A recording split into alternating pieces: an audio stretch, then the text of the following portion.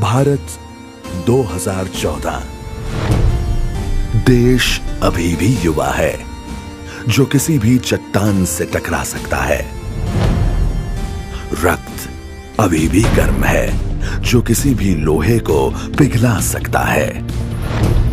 जोश अभी भी बुलंद है, जरूरत है विश्वास की, भरोसे की कि हां, ये चिर पुरातन देश विकास की नई बुलंदियों को छू सकता है, सुशासन और सद्भावना की मिसाल कायम कर सकता है। फिर हर कोई कह सकता है, एक भारत श्रेष्ठ भारत। तारीख 26 मई 2014। देश की सरकार बदल रही थी, पर क्या देश बदलेगा? अर्थतंत्र था जब खतरे में पड़ा, गरीबों की जब टूटी थी उम्मीद, देश था जब भ्रष्टाचार में जकड़ा, सब तरफ सब कुछ था रुका रुका। ऐसे ही अनगिनत सवालों के ढेर पर खड़ा देश विजय का उत्सव कैसे मना सकता था? उस दिन उसने केवल प्रधानमंत्री पद की ही शपथ नहीं ली थी, उसने शपथ ली थी पूरी दुनिया में भारत के गौरव की पुनर्स्थापना करने की। उसने शपथ ली थी हर सरकारी काम को असरकारी बनाने की, भारत की गरीबी को जड़ मूल से मिटाने की। उसने शपथ ली थी भारतीय लोकतंत्र में नई जान डालने की। प्रधानमंत्री नहीं, प्रधान सेवक। चुनौती बड़ी भी थी और कड़ी भी। बिना एक दिन का भी वक्त गवाए उन्होंने सीधे सरकार के परफॉर्मेंस पर बल देना शुरू कर दिया। लोगों के अच्छे दिनों के लिए सरकार के शुरू हुए बिजी दिन। सबसे पहले सरकार के चालक सेक्रेटरी से रूबरू मुलाकात की। न रूल्स का बहाना, न कोई एक्सक्यूज, बस रिजल्ट्स। तुम मुझे परिणाम दो, मैं तुम्हें आजादी देता हूं काम करने की। इसके साथ ही हजारों चक्र अपने आप ही गति में आ गए। काम करने के तरीके भी बदलते गए और जगह भी। दिल्ली की सरकारी दफ्तरों में शुरू हुआ स्वच्छता आंदोलन और एडमिनिस्ट्रेशन में हुआ ऊर्जा का संचार, और यहीं से शुरुआत हुई नए युग की। 100 डेज ऑफ लाइफ। देश और दुनिया भर की नजरें और टीवी कैमरों के लेंसेज का फोकस था भारत का पहला बड़ा मूव। अपने अनुभव का फायदा उठाते हुए नरेंद्र मोदी ने पहले स्ट्रोक पर ही देश को अंतरराष्ट्रीय फलक पर रख दिया।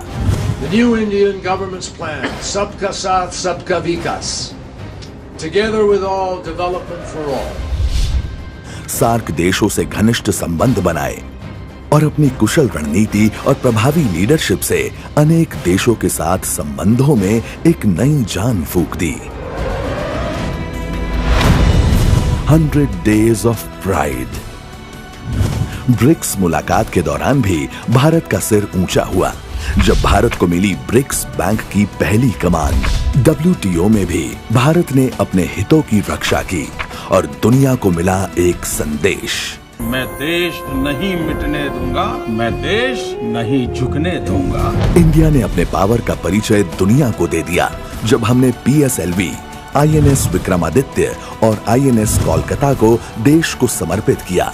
इस एक कदम से पूरे देश में ऐसा सकारात्मक और विश्वास का वातावरण पाया गया जो शायद हमने सालों में नहीं देखा था। सफल कूटनीति के द्वारा इराक में बंदित भारत की नर्सेस को मुक्ति मिली और उसी तरह विदेशी जेलों से भारत के मछुआरे भी घर लौटे। 100 डेज ऑफ एक्शन।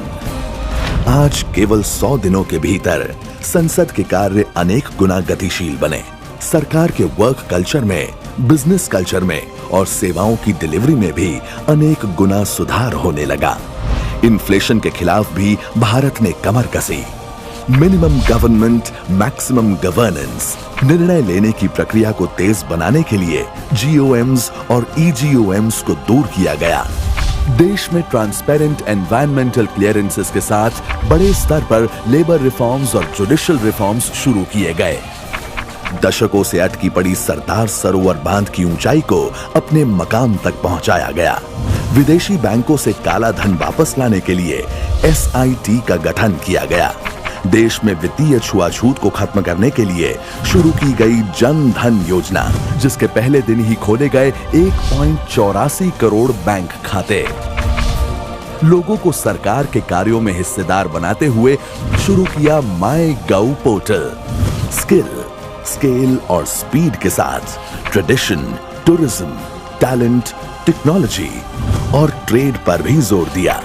ये सरकार भी मेरी है। महिलाओं के खिलाफ हो रहे अपराधों पर सख्त और महिलाओं की आर्थिक सामाजिक आजादी के लिए आक्रामक रवैया अपनाया। 3 महीने में सही टाइमिंग, सही प्लेसमेंट और इंक्लूसिव अप्रोच के अनगिनत आउटकम्स। और जब प्रयास हो 100% तो परिणाम भी मिलेंगे 100%। 100 दिन सुशासन के।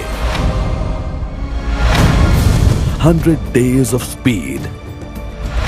आज देश का युवा उत्साहित है, बुजुर्ग आश्वस्त है, महिलाएं सुरक्षित हैं। विश्व में भारत की प्रतिष्ठा बढ़ी है और देश चल पड़ा है विकास और सुराज्य की राह पर। तो आइए सब साथ चलें, सब साथ बढ़ें और बनाएं एक भारत श्रेष्ठ भारत।